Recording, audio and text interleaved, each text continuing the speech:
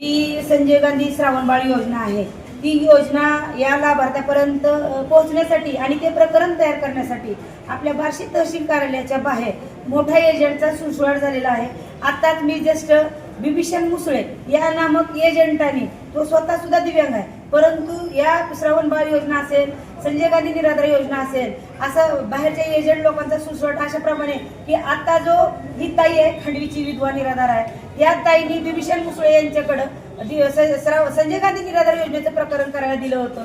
तर त्या प्रकरणामध्ये सर्कल चौकशी करून ऑनलाईन करण्यासाठी त्यांच्याकडनं आता जस्ट 500 रुपये घेतले, ते आम्ही बाहेर दाखवलेले आहेत। आणि नंतर उर्वरित प्रकरण करायचं असेल तर 3000 रुपये एवढा खर्च होईल असं सांगितलं।